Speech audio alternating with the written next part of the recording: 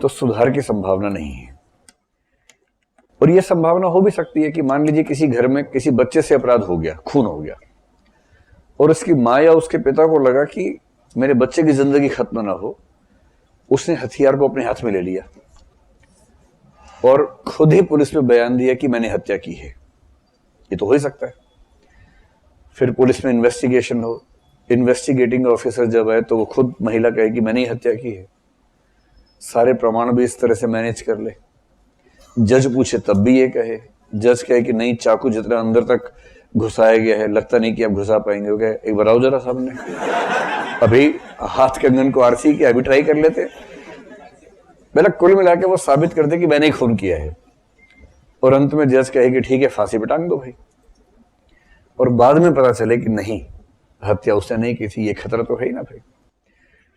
और तीसरा ये भी है कि अपराध कोई व्यक्ति क्यों करता है। जब आप इसकी गहराई में जाएंगे तो आप पाएंगे कि अपराध करने की वजह वो व्यक्ति खुद आमतौर पर नहीं है, बल्कि उसकी परिस्थितियां हैं। एक व्यक्ति की परिस्थितियां खराब थी जिस वजह से वो अपराधी बना, और क्योंकि परिस्थितियां खराब होने से अपराधी बना, इसलिए आपने उसको मौत के घाट उतार दिया। तो हमें जो सार इसने कहा कांट ने कि किसी मनुष्य को साधन मानना बहुत बुरी बात है, एक सेंस में लगता है कि हमने किसी मनुष्य को साधन की तरह इस्तेमाल कर लिया। ये सारे तर्क हैं मृत्युदंड के विरुद्ध। ठीक, पक्ष में भी तर्क हैं, बहुत अच्छे अच्छे तर्क हैं। जब हम मृत्युदंड की बात करेंगे तो विपक्ष में एक तो महात्मा गांधी को लेंगे। एक व्यक्ति बहुत फेमस है जिसको मृत्युदंड के विरोध के रूप में सबसे बड़ा नाम उसका है, बड़ा थोड़ा अजीब सा नाम है, ध्यान आएगा तो बताऊंगा क्या नाम था।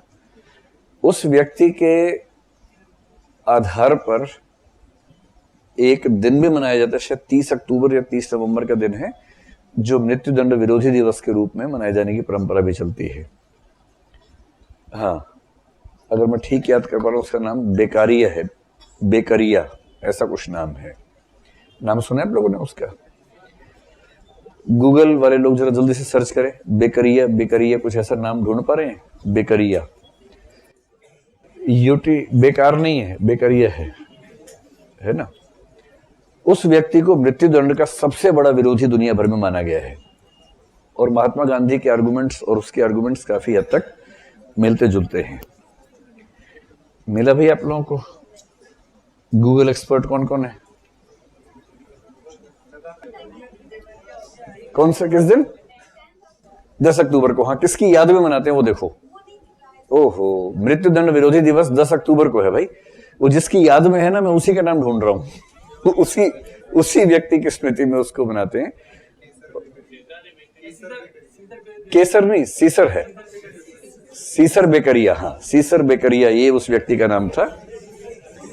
केसर कैसे हो सकता है यार? सीसेर बेकरिया उसका नाम था। तो ये व्यक्ति मृत्युदंड के विरोध में सबसे बड़ा चिंतक दुनिया भर में माना गया है। इसी की स्मृति में मृत्युदंड विरोधी दिवस मनाने की परंपरा है।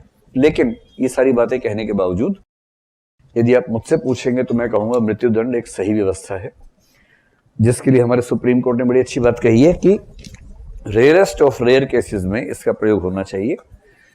रेयरेस्ट ऑफ रेयर का मतलब विरल में से भी जो विरलतम मामले हैं।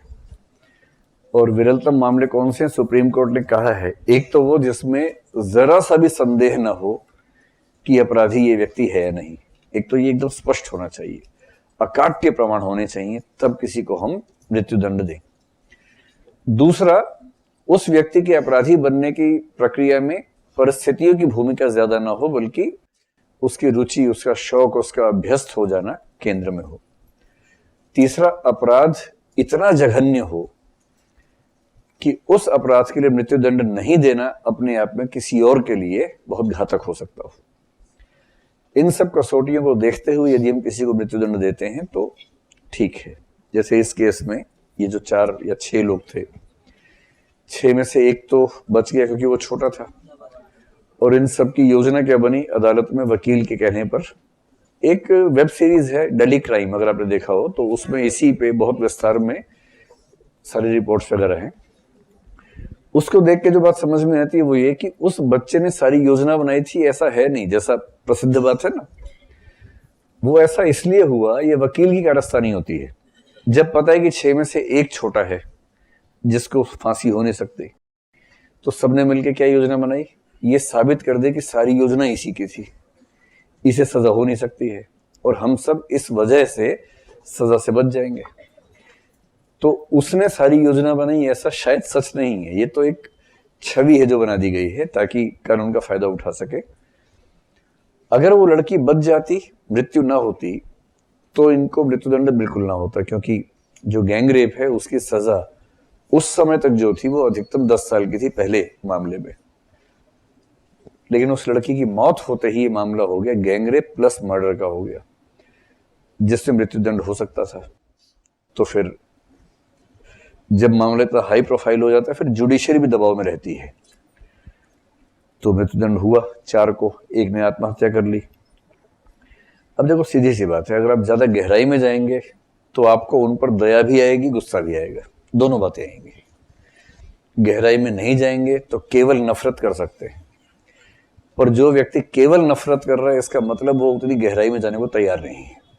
नफरत करना आसान ऑप्शन है, हम सब करते हैं, करने भी चाहिए ऐसे लोगों से, पर थोड़ा और गहराई में जाएंगे तो आप ये भी समझेंगे कि समाज में किसी खास वर्ग के लोगों में इस तरह की ज्यादा टेंडेंसी अगर दिख रही है तो इसके पीछे सामाजिक आर्थिक परिस्थितियां भी कहीं ना कहीं मौजूद होती हैं। और फिर ये भी लगता है ना कि ऐसे कितने कृत्य होते रहते हैं, उनमें से संयोग से एक केस पकड़ में आ गया, उन 4 को हमने टांग दिया, बाकी तो हजारों घूम रहे हैं जो पकड़ में नहीं आए। इन सब बातों को सोच के फिर ये भी लगता है कि हो सकता है आगे चल के वो सुधर जाते। सुधरने का स्कोप इस मामले में हम नहीं मान के चल रहे हैं, क्योंकि इस समय देश की अंतरात्मा पर जो घाव है उस पर मलहम लगाना जरूरी है। उस मलहम के लिए 4 लोगों को टांगना जरूरी है, तो टांगा जा रहा है। तो इससे ये ना समझे कि मैं विरोध में हूं, मैं सिद्धांततः इस फांसी के समर्थन में हूं, पर ऐसी घटनाओं को देखते समय मुझे खराब लगता है।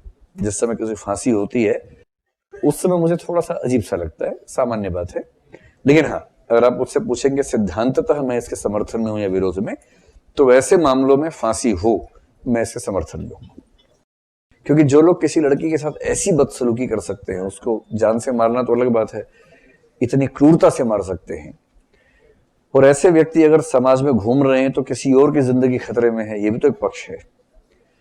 और अंत में कोई अगर आपसे कहे कि मानवाधिकार, तो इसका एक वाक्य में इसका उत्तर ये है, मानवाधिकार मानवों के लिए है, दानवों के लिए दानवाधिकार है, मानवाधिकार नहीं।